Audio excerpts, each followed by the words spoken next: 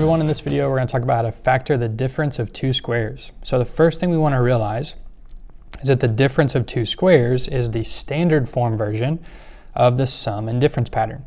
So I already have a video on the sum and difference pattern. Sum and difference pattern is like already in factored form, and we FOIL it, or we have a pattern, sum and difference pattern, that takes it from factored form to standard form. So if you look in the description below, I'll post the link to that video. In this video, we are starting with standard form, and we want to get back to factored form, hence the term factor, okay? So we see in the blue box here, a squared minus b squared. So that's the difference, right? Subtraction of two squares, a and b are being squared.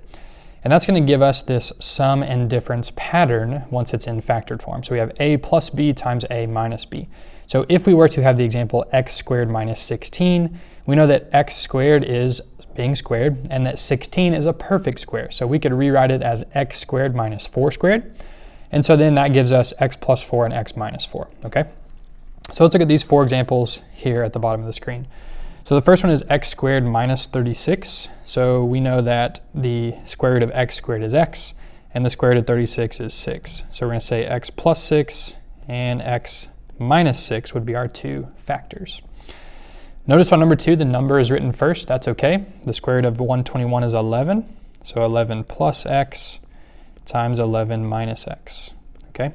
Now notice how I've written the addition factor first. It doesn't matter. You can write the subtraction factor first as well. So I could have written number 2 as 11 minus x times 11 plus x, all the same.